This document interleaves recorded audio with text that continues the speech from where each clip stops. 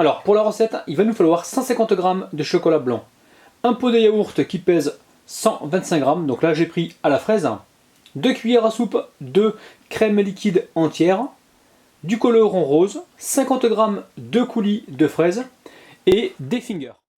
Allez, première étape de la recette, sur le chocolat blanc, je viens y verser mes 2 cuillères à soupe de crème liquide entière.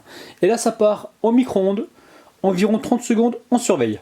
Alors surtout quand vous ajoutez donc la crème liquide, faites attention qu'elle soit pas trop froide, sinon elle va faire trancher le chocolat. Alors l'idée, dans un premier temps, moi je vous conseille de chauffer d'abord votre chocolat, de chauffer la crème à part et de rassembler les deux. Alors maintenant, je vais venir colorer donc le chocolat blanc. Et ensuite, dans une coque, on vient y mettre de la préparation colorée. Et là, avec la cuillère, on va venir remonter. Allez, on essaie de recouvrir donc partout où on voit des trous. On amène ça donc au congélateur pour environ 15 minutes. Et ensuite, on remettra encore un petit peu de préparation rose. Allez, ça part au congélateur. Les amis, on remet une deuxième couche. Une couche assez fine, on ne met pas trop de chocolat. On en met un petit peu et on n'hésite pas donc à boucher donc tous les petits trous. Et si jamais il vous semble que vous avez trop de chocolat dans les moules à coque, vous les retirez comme ça délicatement. Et ensuite vous venez ici aplatir donc les côtés. Alors les amis, si vraiment vous êtes stressé, je vous conseillerais comme thérapie la pâtisserie. C'est aussi bien que le yoga. Là je prends un plaisir fou, c'est incroyable.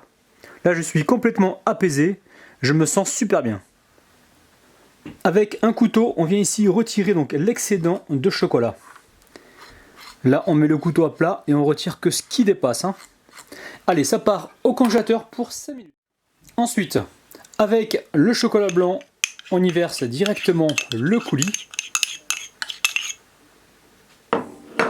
On mélange. Ensuite, ici, on vient s'occuper du yaourt.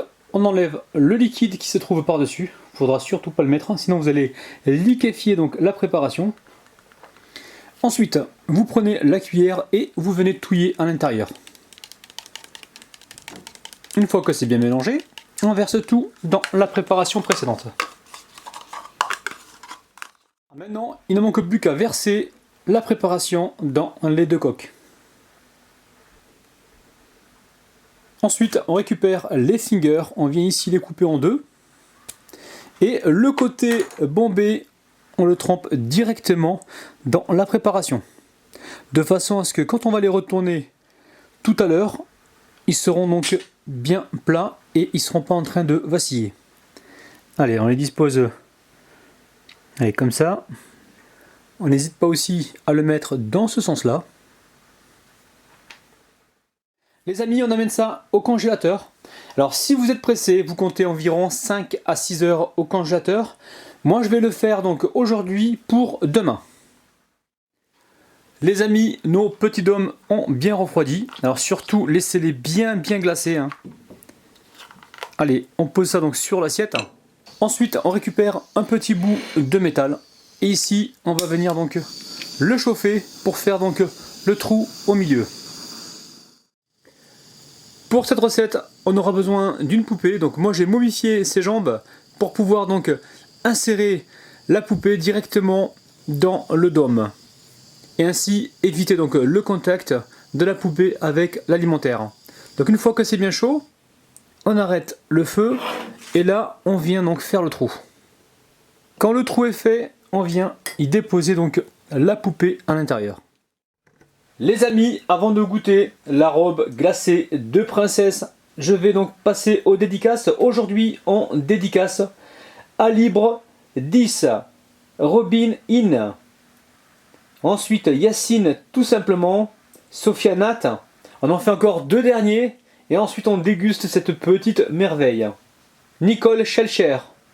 Ensuite, Lydia Didi. Et maintenant, on déguste donc cette petite robe glacée de princesse.